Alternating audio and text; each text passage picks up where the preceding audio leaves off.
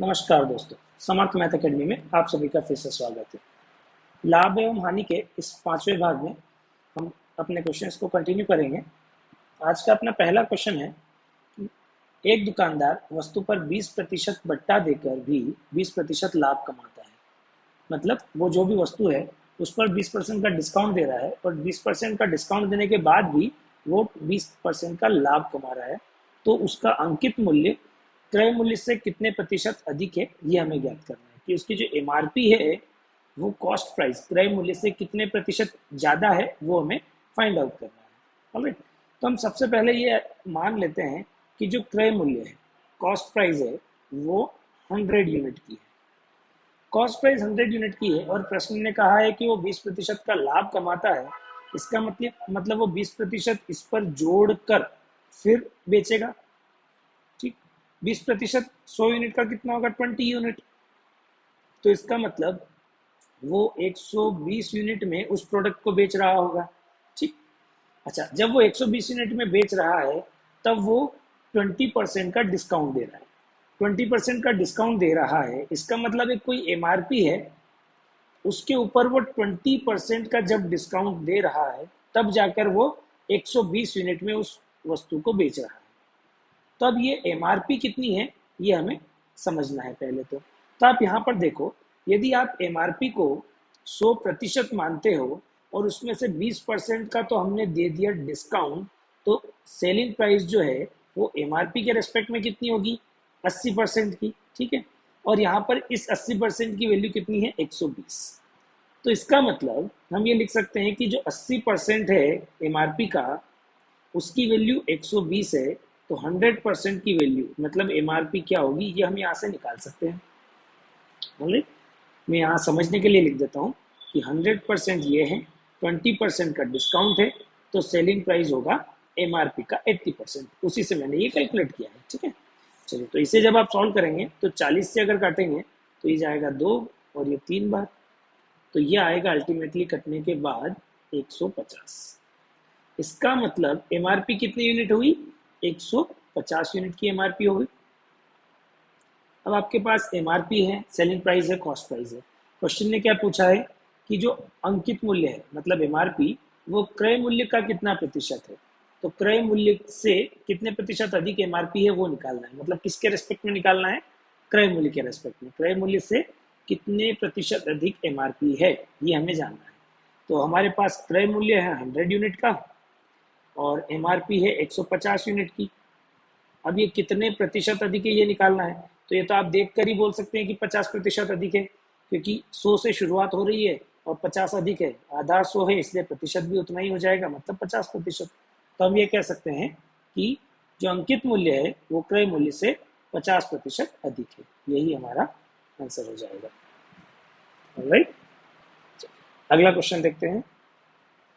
Next question है, किसी वस्तु पर 10% की छूट देने पर 20% लाभ होता है। यदि छूट 20% कर दी जाए तो लाभ प्रतिशत क्या होगा? तो इस टाइप के क्वेश्चंस में आप एक डायग्राम बना लें जिससे आपको समझने में आसानी होगी। क्रय मूल्य मतलब कॉस्ट प्राइस, विक्रय मूल्य सेलिंग प्राइस और एमआरपी। ठीक, पहले केस में क्या हो रहा है कि छूट दी जा रही है 10% की। 10% की छूट है, मतलब एमआरपी पर 10% की छूट के बाद विक्रय किया जा रहा है।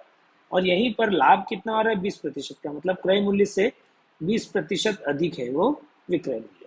ठीक है, अब अगर हम एमआरपी को या सीपी से लेते हैं, लेट से सीपी अगर 100 यूनिट है, अगर सीपी 100 यूनिट है क्रय मूल्य, तो उस पर 20% का लाभ कमाया जा रहा है। तो 100 यूनिट का 20% कितना हो जाएगा? 20 यूनिट। तो इसका मतलब बेचा कितने में? 120 यूनिट में। ठीक, अब अगर एमआरपी के रेस्पेक्ट में देखें, एमआरपी को अगर हम 100% मान रहे हैं और उस पर 10% की हम छूट दे रहे हैं, तो फिर बेचेंगे कितने में? उस एमआरपी के 90% में। अब ये जो 90% में हम बेच रहे हैं एमआरपी के, इस 90% का मान कितना है? 120 यूनिट। अगर 90% का मान 120 यूनिट है तो 100% का मान क्या होगा? वो हमारी एमआरपी को दर्शाएगा। तो यहां से हम कैलकुलेट ये करेंगे कि 90% का मान 120 यूनिट है, तो 100% का मान क्या होगा, इससे हमें एमआरपी मिल जाएगी। ठीक है, इससे हमें क्या मिल जाएगी, एमआरपी यूनिट्स में। तो 30 से काटेंगे तो ये 3 और ये 4 बार जाएगा, तो इसके बाद हो जाएगा 400/3 यूनिट में। अभी मैं इतना ही लिख रहा हूँ। अब इसके बाद आप देखिए कि प्रश्न क्या पूछ रहा है। क्वेश्चन कह रहा है कि यदि छूट को 20% कर दिया जाए तो अब लाभ कितना होगा ये जानना है। तो फिर से नया सिनेरियो बन रहा है। कॉस्ट प्राइस उतनी ही है 100 यूनिट की, एमआरपी उतनी ही है 400/3 यूनिट की। सॉरी, और सेलिंग प्राइस हम कुछ चेंज कर रहे हैं। कितनी चेंज कर रहे हैं, इस बार हम डिस्काउंट दे रहे हैं 20% का। 20% का डिस्काउंट, डिस्काउंट किस पर मिलेगा, एमआरपी पर। तो ये 400/3 जो है इसका 20% निकालना है। 20% मतलब 1/5। 400/3 का 1/5 निकालेंगे, मतलब इसमें 5 का भाग देना है। 5 का भाग देंगे आप तो ये आएगा 80/3। 80/3 का डिस्काउंट दे दिया। 400/3 में से हमने 80/3 का डिस्काउंट दे दिया, तो इसमें से 400/3 में से 80/3 घटाएंगे तो ये आएगा 320/3। ठीक, अब 100 यूनिट की वस्तु को 320/3 में जब आप बेचेंगे तो लाभ कितना मिलेगा। तो इसके लिए क्या करोगे, 320/3 में से आप घटाओगे 100 को, जिससे आपको प्रॉफिट मिल जाए, तो वो आएगा 20/3। इसे हल करोगे तो 6 सही 2/3। तो 100 रुपए पर 6 सही 2/3 यूनिट का लाभ हो रहा है। अब चूंकि ये लाभ 100 यूनिट पर ही है, इसलिए यही हमारा लाभ प्रतिशत भी हो जाएगा। तो आंसर होगा हमारा अल्टीमेटली 6 सही 2/3% लाभ। ऑलराइट, ओके, अगला क्वेश्चन देखते हैं। एक दुकानदार को वस्तु पर जो उसने 3,000 में खरीदी थी, कितना मूल्य अंकित करना चाहिए कि 25% की छूट देने पर भी उसे 10% लाभ मिले। उसने वस्तु को खरीदा कितने में था, 3,000 रुपए में। ये हो गया हमारा क्रय मूल्य।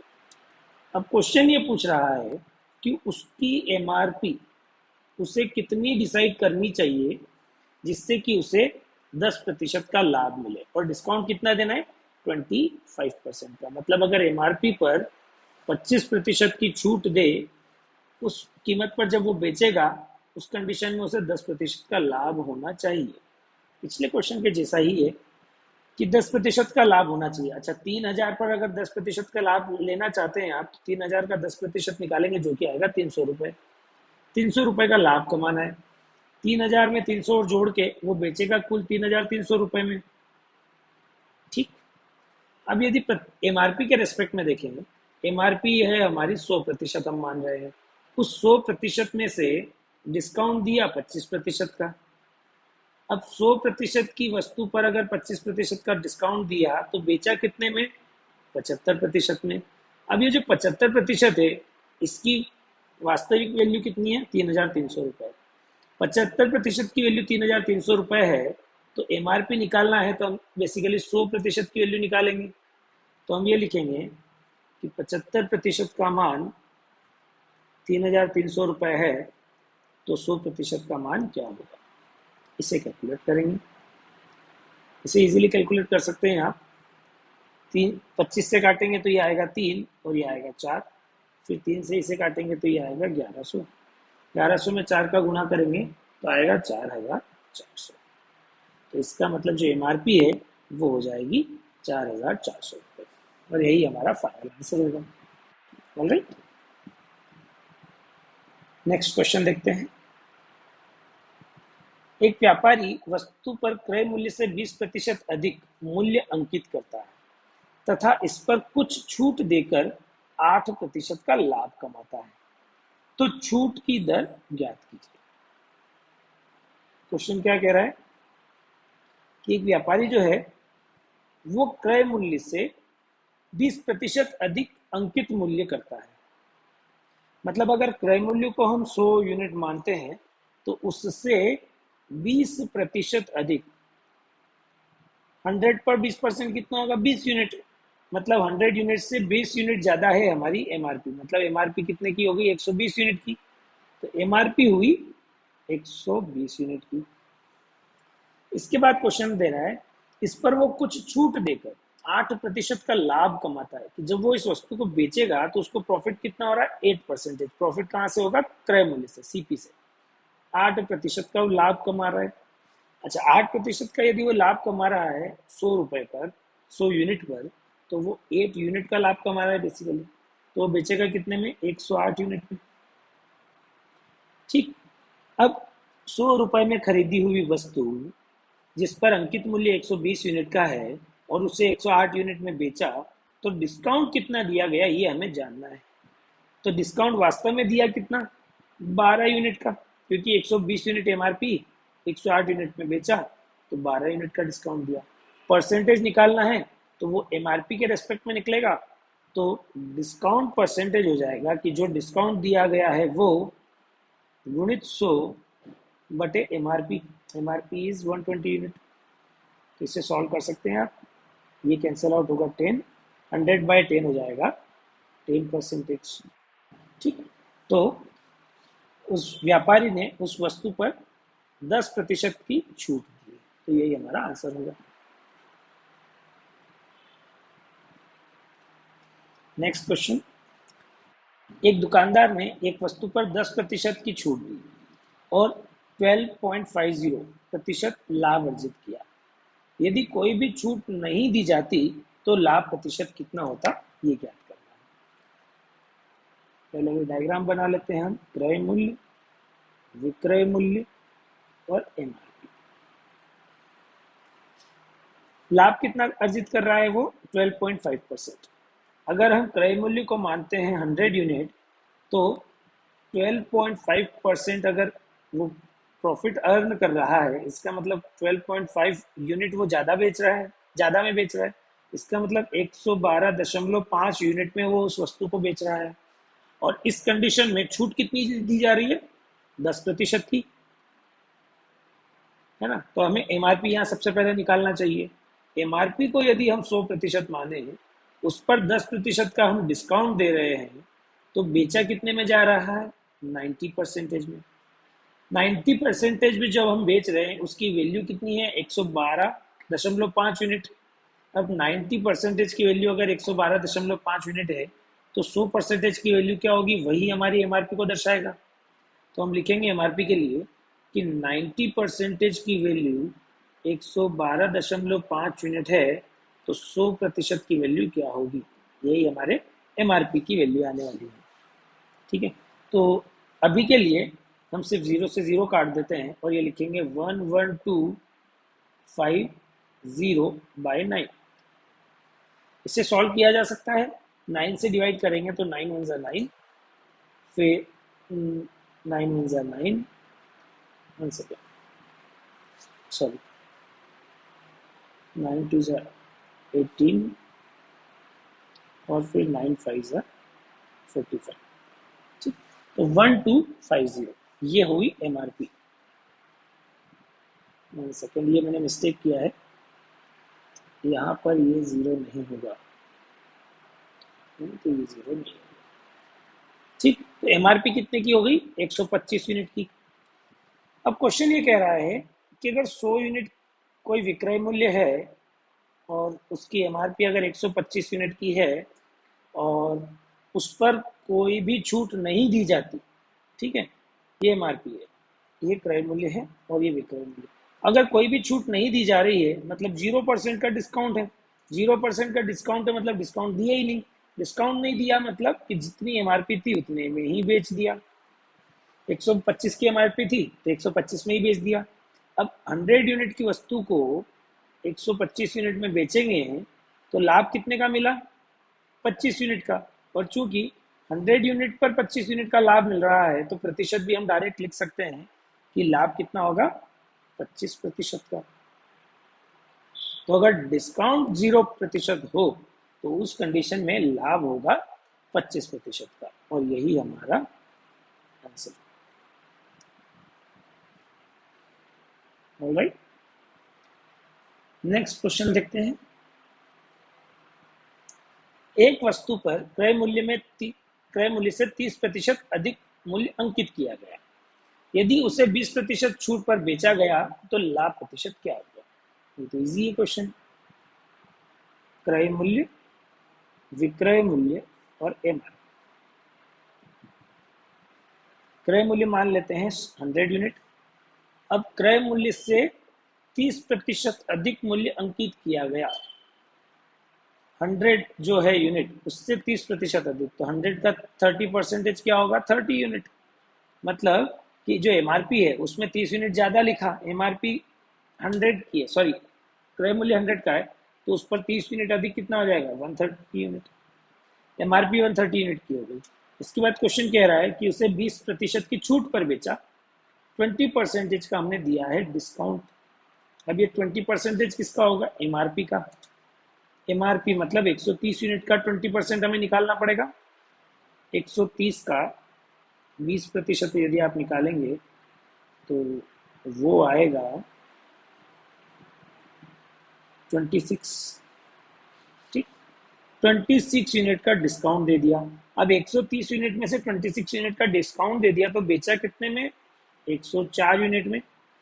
अब 104 यूनिट में उस वस्तु को बेचा गया है जो कि 100 यूनिट के में क्रय की गई थी। तो यहाँ पर लाभ कितने यूनिट का मिला? 4 यूनिट का।